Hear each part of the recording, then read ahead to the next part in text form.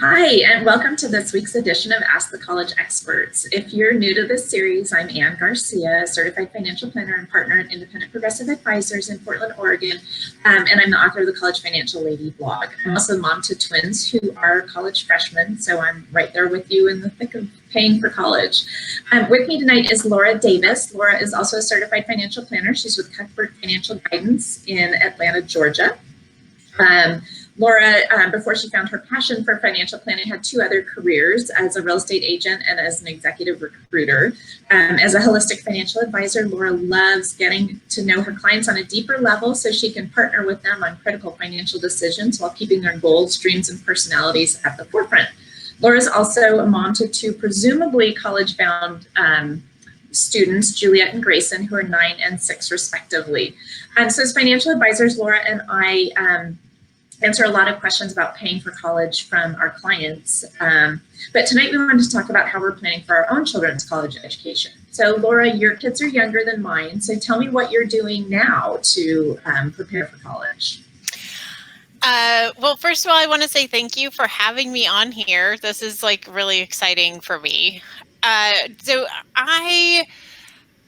My kids are 9 and 6, like Ann said, and we are funding 529 plans for them. Here in Georgia, we have something called the Path to College 529, and it's a pretty good kind of investment option vehicle, and it's very low cost, and it has the added benefit of that you can deduct $8,000 for each child from your Georgia state income tax. So there's compelling reasons for us to do that here. We had a weird situation where we didn't pay Georgia state income tax for a while, and so we invested with 529s at Vanguard.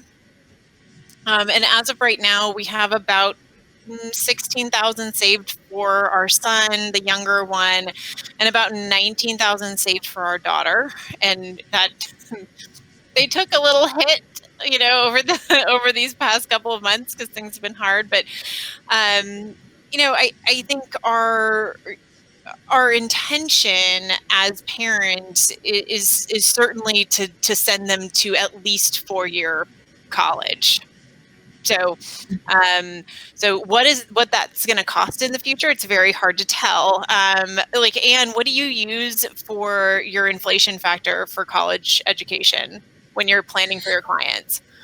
Yeah, so a lot of it depends on what kind of colleges they're looking at, because even there isn't like one number that you can use across the board for college planning, even if you say public schools or private schools. Here in Oregon, we have really high inflation in our public college tuition. Unfortunately, it's typically been 6% or more per year for tuition, and that's definitely on the high side. Private schools are all over the map. They might be 5 or 6%, some are 3 or 4%. And then there are schools like my son goes to University of Arizona, and the way their tuition works is you are guaranteed the same tuition for all 4 years that you're enrolled there. So even though there's inflation leading up to it, now our costs are fixed as far as tuition goes for the next 4 years. So, wow. But yeah, it is challenging to figure out an appropriate inflation number to use when you're doing a college plan. I usually think 5% can be a good round number for people to think about. Of course, when you apply that to kids who are really young and parents who are talking about private school, it's just the numbers that actually show up in a plan can be pretty terrifying. Yeah, it's definitely daunting for clients to see that big number, and it's sometimes I find difficult to convince them that it's in any way realistic, because even though we have all of this past information, because we use a 5.5 inflation typically on college, and even though we have all this information that says that that's typical, and I mean, I graduated from college 15 years ago, and I went to the University of Southern California, a private school. I think today, all in, it's like 85,000 a year. So it's doubled since I went there. And if it doubles again in the next 15 years, you're looking at $200,000 a year, which it sounds, I mean, it seems like something has to give. I mean, as like a person who looks at this stuff day in, day out, do you think that there is a compelling reason that college costs will not continue to inflate at this astronomical rate, like in perpetuity? So I think there's a lot of different ways to look at why college costs go up. But unfortunately, a big one is that people are willing to pay those costs. So if we all decided that we weren't going to pay $75,000 a year for college, college wouldn't cost $75,000 a year.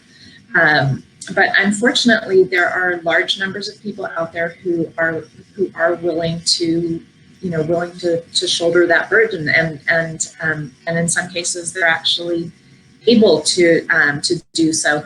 What I like to do, when I'm doing a plan for a client and we start looking at these numbers and they are so astronomical, is that to me is a great starting point for a dialogue about what might work for you and what might not. And so how do you then frame a conversation with your children about college, and what it costs and what the benefits are of a very expensive school versus a not so expensive school, and talking to them about debt and talking to them about your ability to contribute to the costs of their education and what that means in terms of scholarships, their contribution, borrowing, all those different things. I do think too that people tend to get in their head this idea that I need the whole cost of college saved before I get there. And in fact, most people use a combination of savings, cash flow, and borrowing to get their kids through college, and that's normal. Very, very few people do actually have the full cost of college saved beforehand, and when they do, oftentimes it's because their kid got a big scholarship that they maybe hadn't planned was going to be the case, or chose a less expensive college, or some of those things. I love that idea that you just presented. It's basically like a three-legged stool. It's the cash flow, the savings, and the borrowing, and it would be nice to save everything for college in advance. On the other hand, it is unrealistic for most people. And I do find that when I have that conversation about, if I've definitely had examples where clients, when we first start talking about college, will say, I want them to go anywhere they want, and I don't want to, but we don't really want any debt. And so what does that look like? We have 3 kids and they're 2, 6, and 8. And we push out the numbers, and it's like, even when you make great income, planning for Ivy League education, full price tuition for 3 children, I mean, it is an astronomical amount of money. And it does, I mean, college is one of those things where you can't just say, it doesn't matter the cost, I'll do whatever. It really, when we start to have those conversations about how much you really are looking at realistically and how much you would actually have to save on a monthly basis, even to get to maybe 50% of your goal, people start really changing their mind about the way that they think about college, which I think is so interesting, because I think that we all, and we have this personally too, is that we're sort of thinking through the way that the sort of importance of college and the importance of a private school education, like my husband and I had. We met at USC, and it was a wonderful experience, and I wouldn't trade it for anything. But also, I don't know if it set me ahead in life anymore than like any of my friends who went to state schools. And I'm not sure that I had any worse experience than my friends who went to like Harvard and Brown.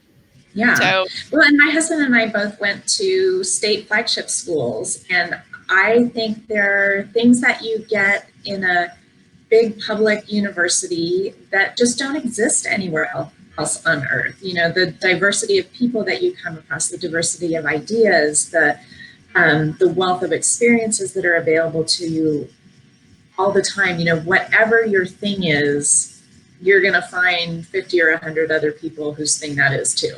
And, you know, yeah, that to me was a really amazing thing. And, you know, I came out of a very, very competitive high school. It was a public high school, but still, um, you know, just crazily competitive. And I love the anonymity of a big school. You know, I loved being able to, you know, do my thing just for me and not be able to compare myself with anyone else. yeah, yeah, that makes a lot of sense. I mean, I think that that's what we think about when, you know, those are all the things that we think about when we're thinking about when we talk to our kid. Now, my kids know that they are being groomed to go to college. So they don't, I mean, I don't, it's not that we don't push them at school or something, but you know, it's part of what we talk about, that someday you will grow up and you will leave our house and you will go to college.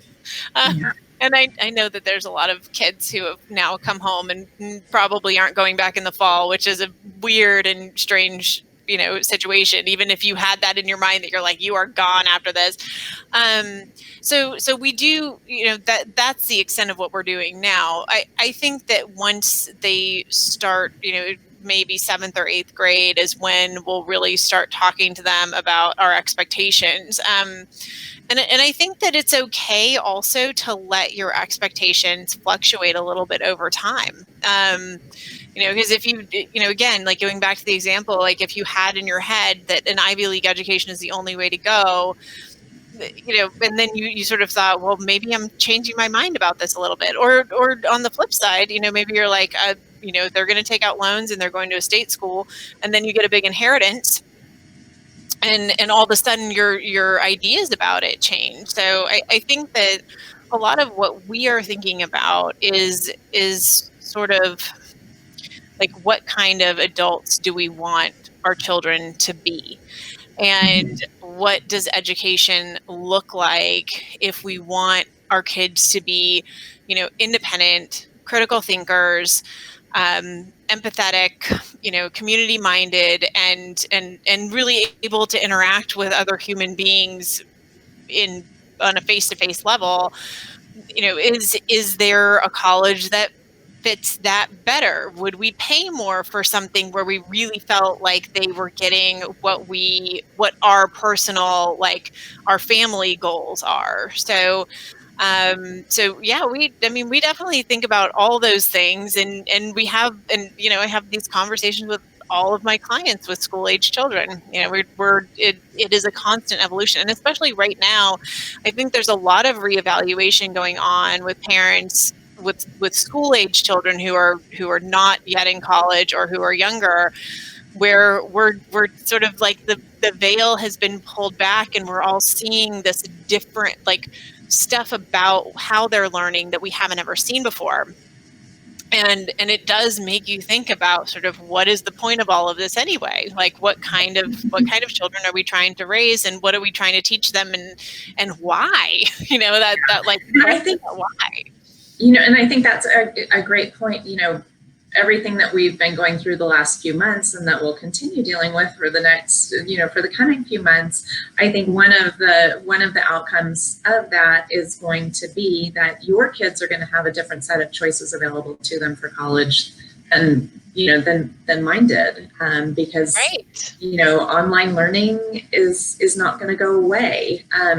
But, you know, to your earlier point, like, you know, what do you say to a family who's committed to an Ivy League education? You know, well, first of all, you might not get that choice. Right. You know, and so I always feel like, you know, with families that I work with, we try to talk about, how do you make sure that your child has the broadest range of choices available to them, right? Because there's the saving and preparing and whatnot, but then there's the whole, are you going to get into one of those colleges, and what's your plan B if you don't, because there are tons of great colleges out there besides the Ivy Leagues, or even besides the Ivy Pluses, or even besides the public Ivies. One of the things that I always bring up with my with my clients is that every year, right around Thanksgiving, the Rhodes Scholars for the coming year are announced, and year after year, yes, there's great representation of Harvard and Stanford and Princeton and those, but every year about a third to a half of the Rhodes Scholars are graduates of public universities that admit more than 50% of applicants. So there's no requirement that you have to go to one of those schools in order to compete at the highest levels of really any area of society. As a parent, the thing you can do is put your child in a situation where they'll have the most possible choices available to them. So you save, you do net price calculators to figure out what these schools are going to cost you. You are open, you're candid with your child about what you can and can't support for them, and you help them to come up with a good list of choices. Like my daughter kind of stumbled onto her top choice school where she wanted to go to Chicago to visit one school, which I didn't think was going to be a fit for her. And I said, we're not going to go all the way to Chicago just to look at one school. Right. And so the other school that I knew of there, just because of dimensional largely, was U Chicago. And so I dragged her there and she ended up loving it, and that's where she's and she got in, and that's where she's going. But coincidentally, besides being a fabulous school that's about as good of a fit for her as is humanly possible, they were also practically the most generous school that she applied to. So the only cheaper choice she had besides U Chicago was going to our in-state public school, and we felt for a lot of reasons that wasn't going to be a good fit for her. So so we cast a wide net, and we cast it in a lot of different ways. A lot of it was just like, ooh, let's try this, and it worked out great. My son, for his part, he really wanted to go to a big public school. He loves all the things that you sort of associate with college, sports events and big parties and, and we're with a million people and the social stuff. No, he's not a happy guy right now. But he really wanted something other than going in state. And he did his homework, and he looked around, and he realized that based on the ACT score that he got, that he could get a really big scholarship at University of Arizona. And interesting story with him, when he only applied to the two schools, University of Oregon, University of Arizona. When we got the cost of attendance sheet from both of them, it looked like Arizona was going to be about $7,000 a year more than Arizona. And so we said to him, you know what, we feel like you're asking us to pay $7,000 a year more for the same thing. And so how are you going to bridge that gap? And he actually went through both of the offers and all of the options, and realized that Oregon was quoting the cheapest dorm option and the cheapest meal plan, and Arizona was quoting the most expensive dorm option and the most expensive meal plan in their offer letters. And if we looked at where he was actually going to live, the cost difference was pretty small.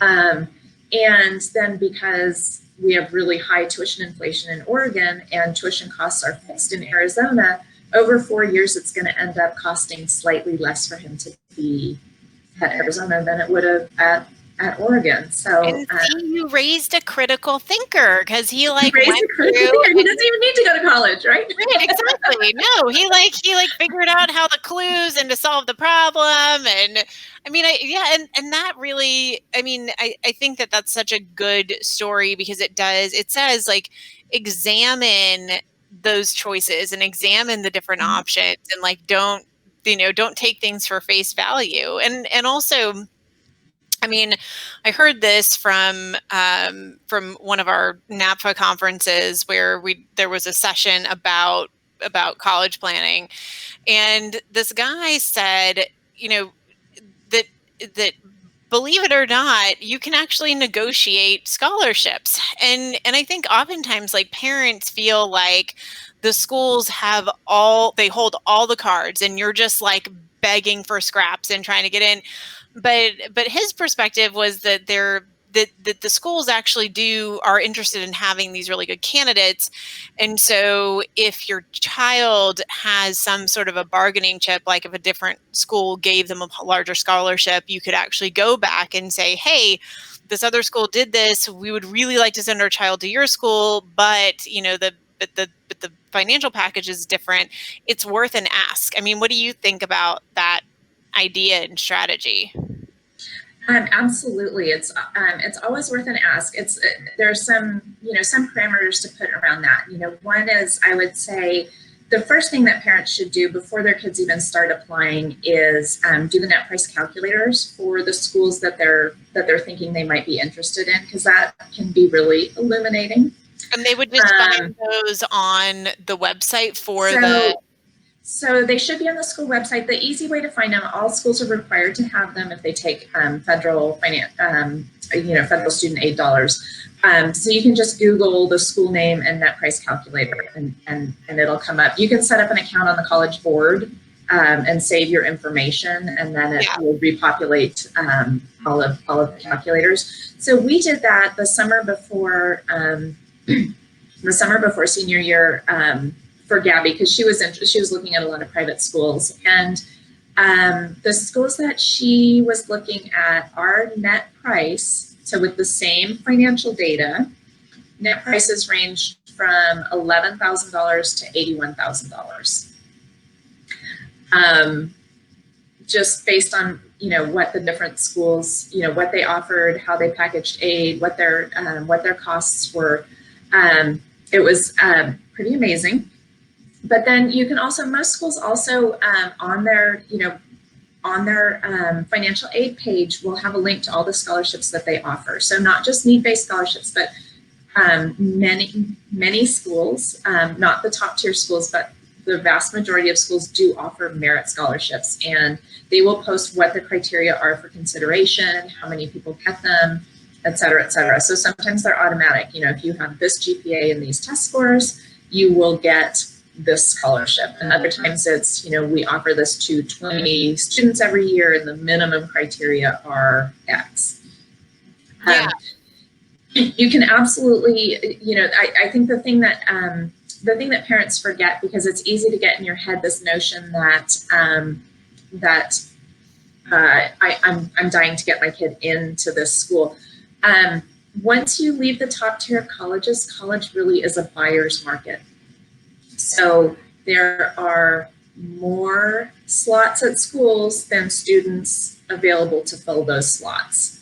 And so, and that's particularly going to be the case this year, where we probably won't have international students coming to this country, where there may be students withdrawing their acceptance from further away schools and choosing to come back closer to home, or students deferring admission for a year because they don't want to do online learning, or they want to wait until they can have the full college experience, so to speak. I mean, I can imagine that is going to be a huge problem for colleges, that people will, students who will be entering this year will just decide to take a gap year.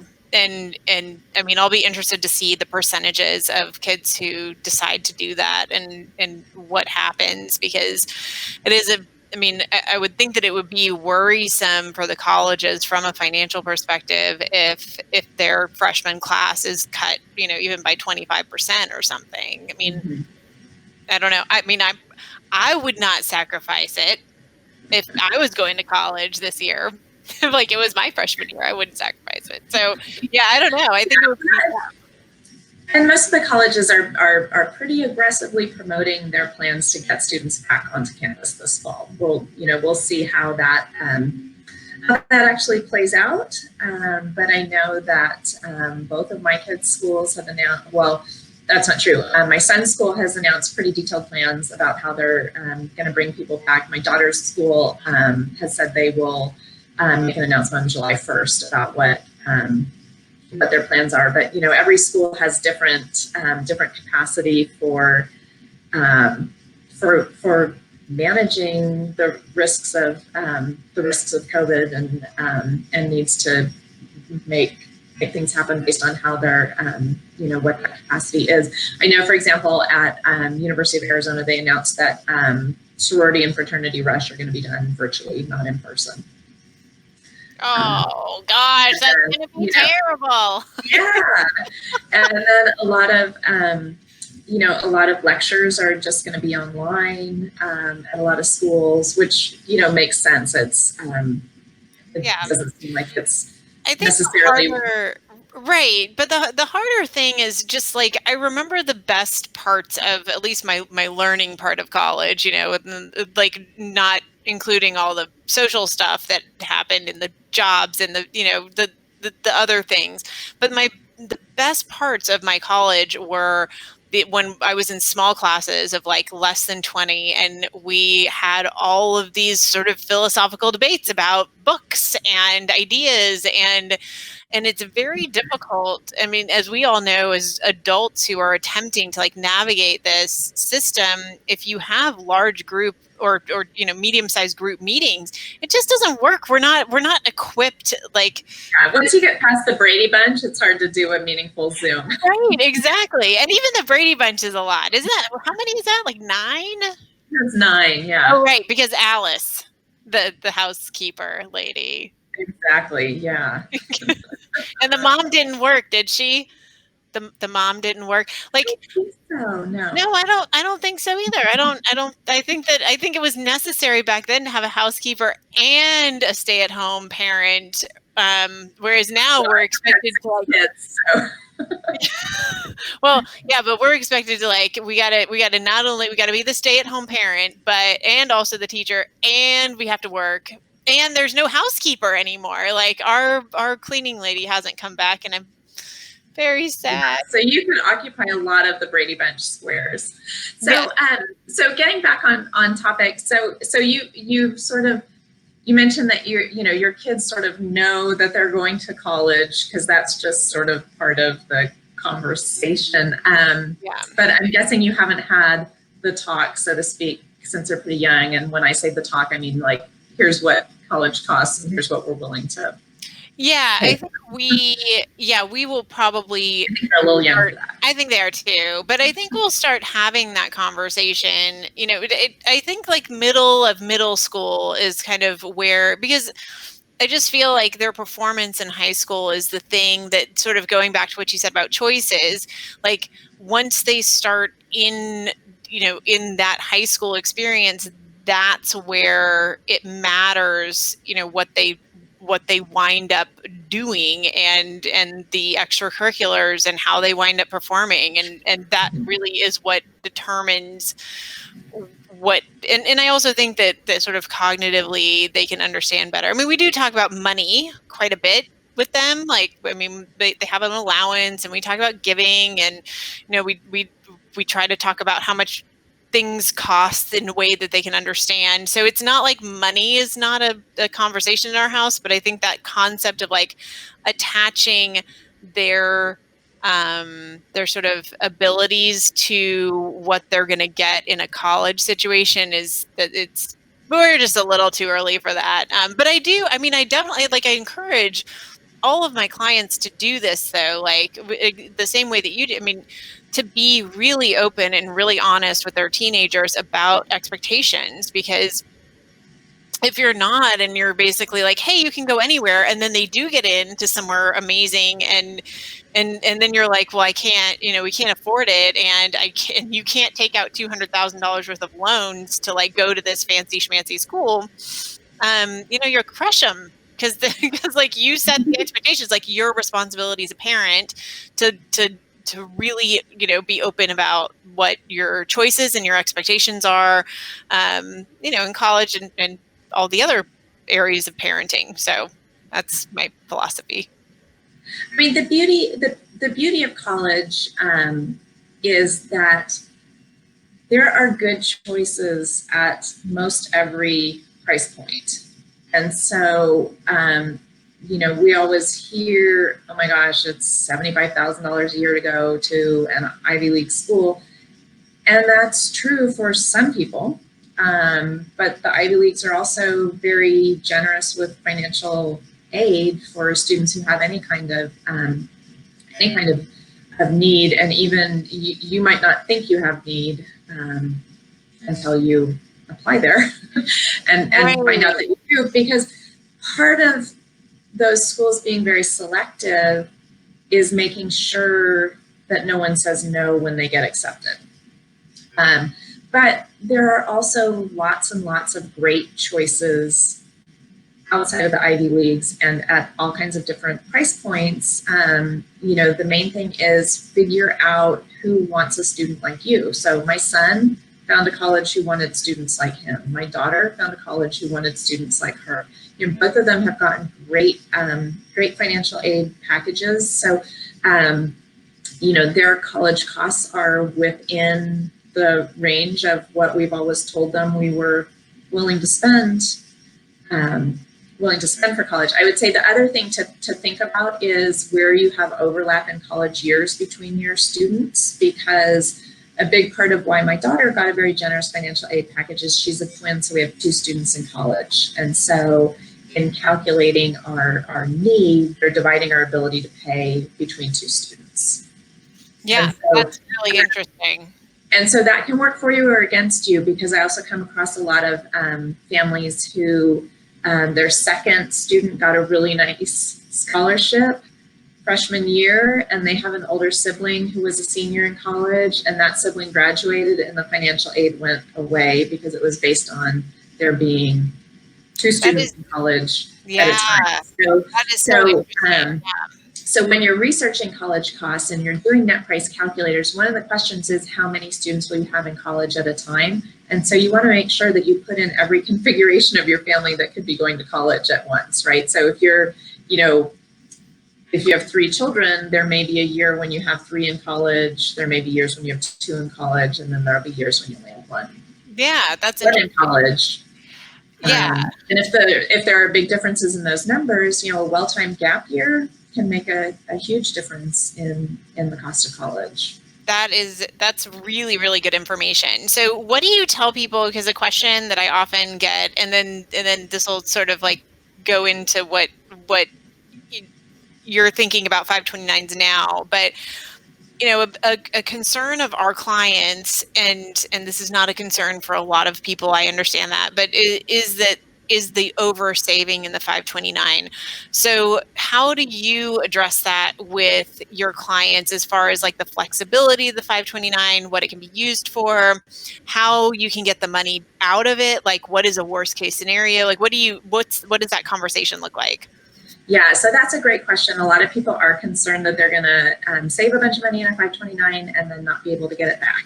And or their kid's not going to go to college at all or something. Like one of my clients was a YouTube star, they're not going to college. Why is that?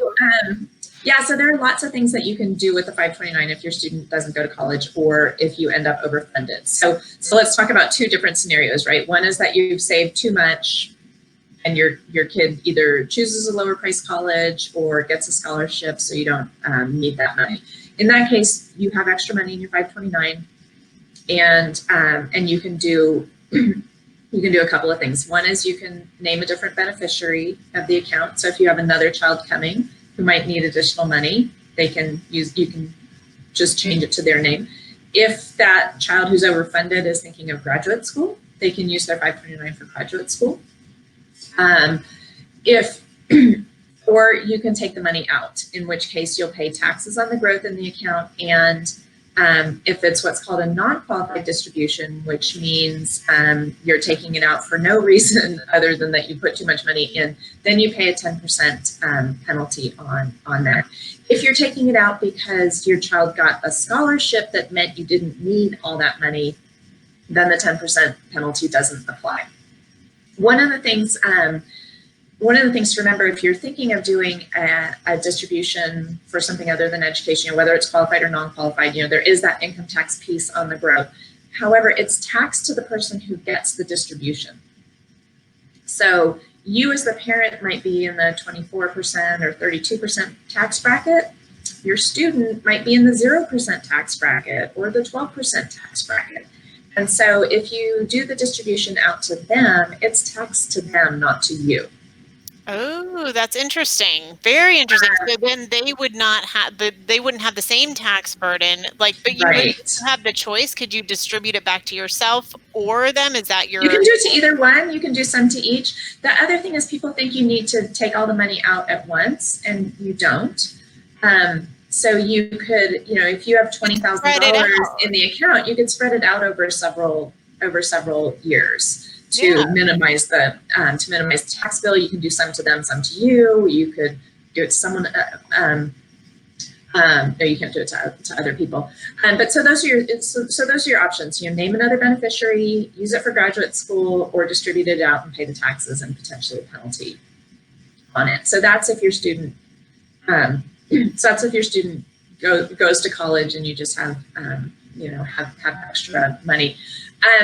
Then there are also people who are concerned about my kid might not ever go to college. And a couple things about that. One is that with the tax law changes that went into effect this year, there are a wider range of things that you can use 529 money for. So you can use it for trade schools, you can use it for apprenticeships. A lot of people don't know, but you can use your 529 for community college classes. When you're in high school, if you take dual credit classes and need to register at the college to get credit, you can use your 529 for that. Oh, that's good to know. So there are lots of things that you can do with 529s if you don't end up going to college. And then similarly, you can just name a different beneficiary. Yeah. And switch it over and use it for someone else's college. Yeah, those are really. Also, there's no requirement that you spend down that money at any point. So a third option is you just hang on to it, and eventually you might be a grandparent and have it available for the grandkids. Yeah, and that's really good to know too, that there's not a stop date. It's not like, oh, by this time you have to distribute it out. It's basically like it could just hang out there. Mm-hmm. You could make yourself the beneficiary, and if you do continuing ed or you go back to school, take any classes, you can use it for that. So there's lots of ways to use money in a 529. That's not. That's really good to know. Yeah. So Anne, tell us what has been your funding journey for your kids' college? Did you start as soon as they popped out of the womb, or did you wait years?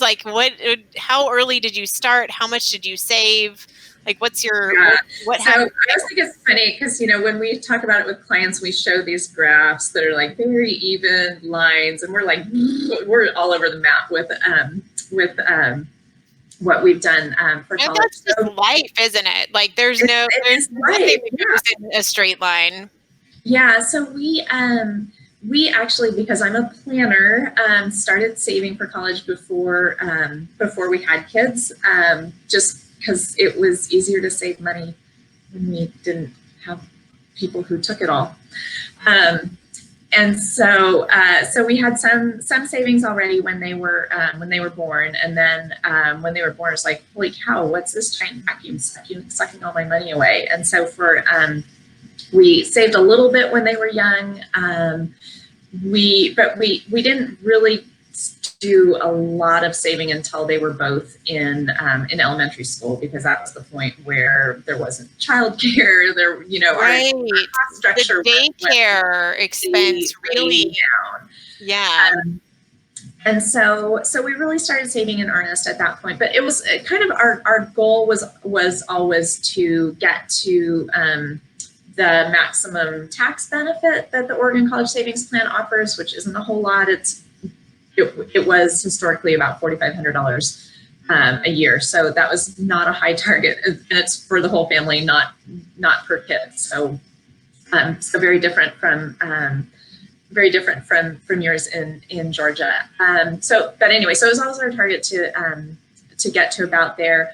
I assumed that we would pay for college partly through savings and partly from cash flow, and I gave my kids sort of, cost targets of what we expected college to cost, so that we could make that work, and kind of told them they were on the hook for anything over that. Oh, and by the way, I meet with lots of people who have a lot of student debt, and I could tell them some real horror stories about what that would look like. So fortunately, they took that to heart and considered that in their choices for college. So yeah, we're partly spending savings, partly spending from cash flow as we go. I also, for my daughter, when she chose to go to U Chicago, I realized that U Chicago was part of the private college 529, so I opened an account for her there because that's a prepaid tuition plan. So it guarantees us inflation-adjusted growth of our money based on tuition increases at U Chicago, which had historically run about 5%. Of course, 0 this year. They've decided to keep tuition frozen.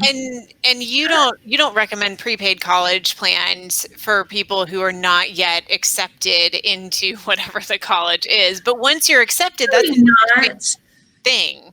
Yeah, so generally not. I mean, I think for people who are closer to college, something like a prepaid tuition plan can make sense because you're guaranteed an inflation. You're guaranteed that your return will match the inflation rate, and that's hard to do in the funds that are available within a standard 529. So it can be valuable for a portion of your savings.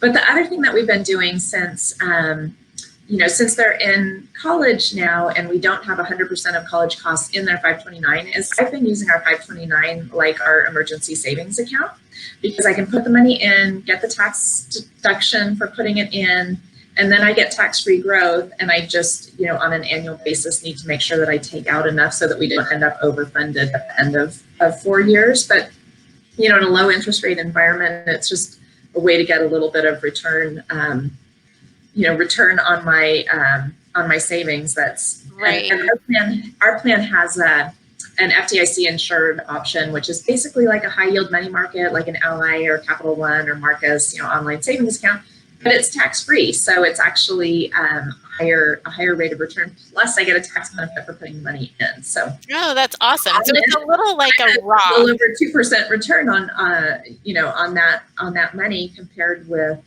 1.5, 1.3, and sinking from an online savings account. But there are lots of 529s that have a stable value account that'll pay 2.5%, right, 3%, which is even better. So like the Michigan plan, for example, has a great option where you get a tax benefit for your contributions, and they have a stable value fund that pays over 2%. So that's one thing that we're doing. And then for the coming year, since interest rates are so low on student loans, we had not intended for our kids to borrow at all, but the federal direct student loan is practically free money for next year. So we are going to have them each take out that loan for next year. It's our intention that we will pay it back, but they'll also get the tax deduction for any interest if they have taxable income. I'm assuming at some point again that our kids will be able to get costs. Yeah. So how much are you planning on taking out then for that? So since they're in their second year of college, they can take out $6,500 each. Right, because the maximum amount over the 4 years is $27,000. So it's $5,500 for the first year, $6,500 for the second year, and then $7,500 for each of the last two. And it's only for undergrad, right? Like there's that doesn't exist for any sort of graduate education or a fifth year. Different. So they can do it for the fifth year. They may even be able to do it for the sixth year. I'd have to go back and check. So it's $7,500 they can do for the fifth year as well. And when you look at borrowing for college, if you stay within the federal student loan program, And you limit your borrowing to what you can borrow under the federal direct student loan program, so at $5,500, $6,500, $7,500, $7,500. Depending on interest rates, your monthly payment will be about $350 a month for 10 years. That is a great investment in college. Your degree will give you more than enough incremental income compared with the high school graduate to pay that off and still be ahead. So that's a great number to target for borrowing. Yeah, I think so too. When you get above that, it starts getting hairy. Yeah, I think it's a really good, it's a good sort of number to keep in mind for people to say, okay, I would not max over this if there is any way for you to help it. I mean, there are of course degrees that can get you, but they're, if you become a doctor and an attorney or something, and even attorneys, it's not like they automatically make a whole bunch of money. They can be in lowish incomes for profit. So here's the challenge with doctors and attorneys who they will end up borrowing a lot for graduate school because graduate school in those professions is really expensive. The other thing that happens is when you enroll in graduate school, any student loans that you have are automatically put in deferment. So what that means is if they're federal student loans, the federal government, the Department of Education, will stop collecting payments from you on those loans. They will not, and interest keeps accruing while you're in college, while you're in graduate school. So we come across many people who think that they're still paying their student loans, and they're not. Their student loans actually were put into deferment because they signed up for graduate school. In fact, I had one client who signed up for a part-time class through Harvard Graduate School and found out that her undergrad loans got put in deferment while she was doing that. But so what happens is you've got your undergraduate loan balance that's accruing interest, and you're taking out new loans in graduate school every year. And if you're an attorney, that's going to be for 3 years. If you're a doctor, it's going to be more than 3 years, right, depending on what path you pursue, if you do a specialty or anything like that. And so when you graduate, your, $25,000 of student debt that you had coming out of undergraduate is now maybe $45,000 because you haven't made any payments on it in 3 years and the interest has continued to accrue. Plus you've got new debt that you've taken on top of that for graduate school. And so that's where you get people in these situations where despite a high income, they're still not making progress on their student loans. And it's one thing if you're an attorney who's working in private practice. If you're a doctor, it's quite another if you're going to graduate school in, say, social work or education, or you're going to law school and going to be a public defender or something like that, where you're not going to have a salary that lets you pay off those loans. The guidance that we always give people is if graduate school is on your path, you need to come out of undergrad as close to debt-free as possible.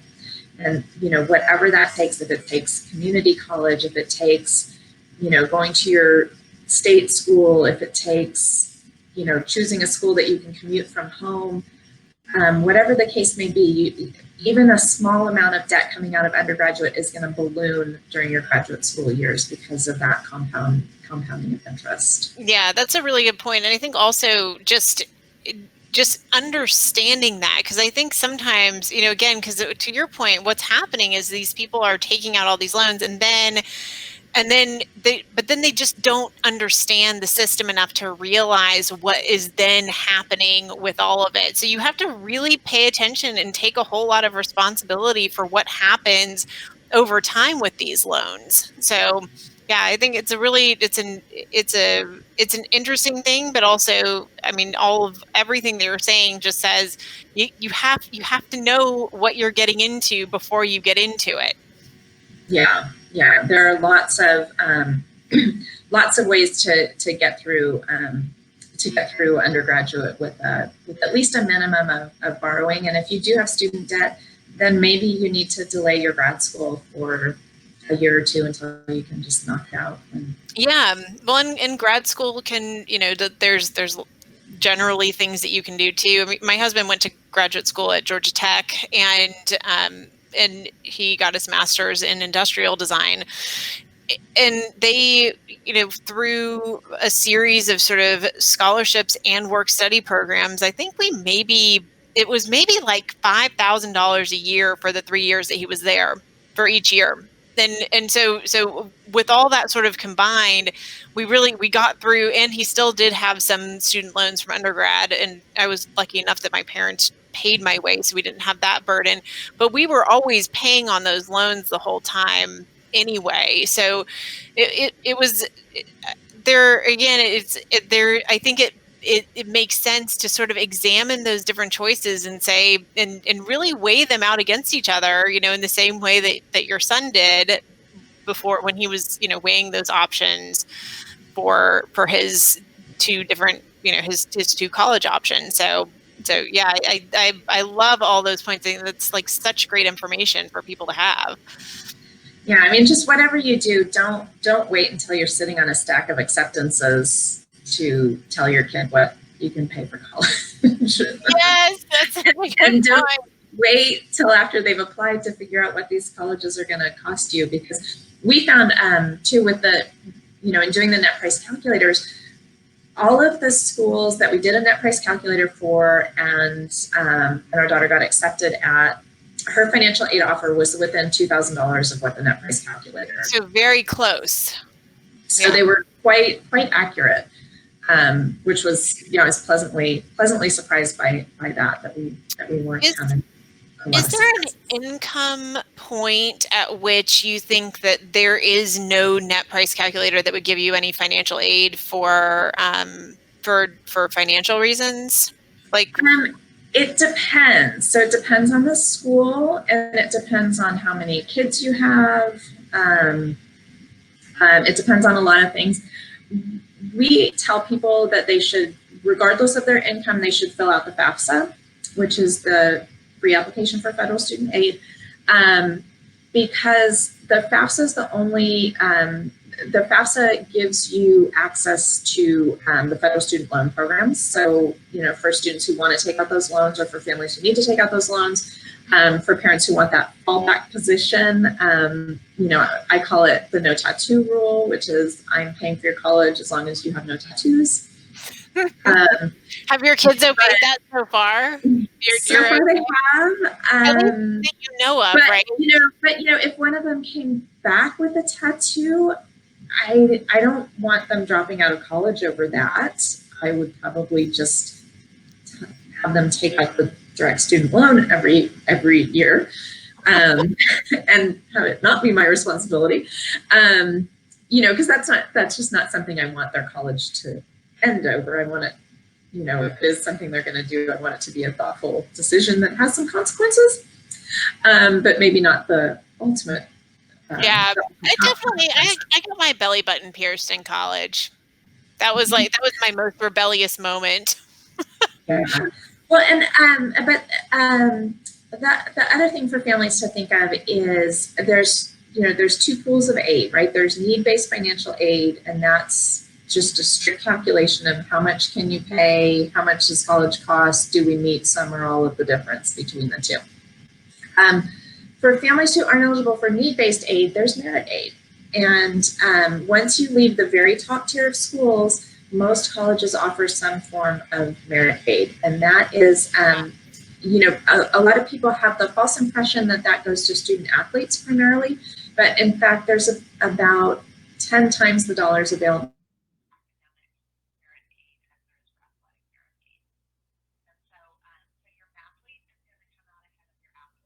And I think we lost you. I lost you for a second. Oh, I can see you now. Sorry, we lost each other for just a second.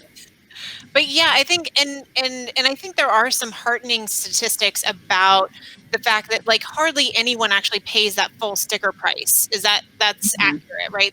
Like when you see that sticker price for school, that is not what most people wind up paying. So that's 100% correct. Yeah, and so that's why it's really always a good idea idea for parents to do the net price calculators for schools that their kids are interested in, look at what scholarships are offered at those schools. So like for Gabby, my daughter, she was one of the schools she was interested in Boston was kind of like her fallback Boston school, and they weren't super generous with financial aid, but there were a couple of scholarships that would have brought the cost down. And so the conversation we had was, you know, if you get in there and that ends up being your top choice and you get these scholarships, then, you know, then that's a reasonable choice. But without those, that's just not a sum of money we're going to pay. Yeah, that makes sense. And it's so great to hear that you've had these conversations with your own kids and that you also have this great perspective of all of your client conversations too. So you really have kind of this whole like plethora of information that I think people really need and they need to be paying attention to if they have kids and they're planning on sending them to college someday. Yeah. Well, one of the things that I think is unfortunate in our industry, and I realize, you know, we've been kind of geeking out on all of this for so long, we've probably hit the end of our time, but I know that for a long time in our industry, advisors had a tendency to say, you know, people who need help paying for college aren't clients of financial advisors, and so we're just not going to engage in that topic. And for, you know, families with multiple kids, oftentimes they're looking at spending more on college than they spend on their house. You know, it's often your family's second biggest expense beyond, you know, besides retirement. And so as advisors, we're doing our clients a real disservice if we're not having conversations about where college fits. Yeah. Because it can certainly derail all of your other plans if you don't approach it thoughtfully and, you know, and with a real plan. That's right. I mean, it needs to be a conversation with our clients. It needs to be a conversation with their kids. And you're right. It is such a huge expense, especially when people don't critically think through it and they don't think about those, you know, the really truly how enormous the cost is. Most people are not going to be able to cash flow their sort of dream college, you know, right then and there. So there has to be this like very far in advance conversation that we have that fits in with the rest of their goals, because we can't also let the college derail their retirement needs. And parents are getting older and older now. So like if your kid is in college when you're in your early 60s preparing for retirement, which is the case with, you know, quite a lot of parents who have their kids in their early 40s, you really have to incorporate that you don't have any time to catch up afterwards. So it's really just such an important conversation to be having. Yeah. Well, anything else we need to cover, or should we call it a night and let you back to your evening? So Laura's 2 kids are staying with her parents, so she has some actual free time. Oh my gosh, I'm so excited! but I mean, I'm excited about this, but I'm sad about COVID because Anne and we haven't seen each other in a whole year in person because of all of this, because we didn't get to go to our conference in the spring in Denver. And the last time that we saw each other, we were going down zip lines in Austin. Mm-hmm. So the world has changed in a year. It sure has, and I don't know. Maybe for the better in some ways. There's silver linings everywhere. I don't think you would have done this without COVID. So I'm very happy. Oh my gosh. So at least we got to meet up this way. Yeah, exactly. Thanks so much, Anne. I really appreciate your time. Oh, thank you so much. I appreciate you joining me. Yay. Enjoy your evening. Bye. Talk to you soon. Bye.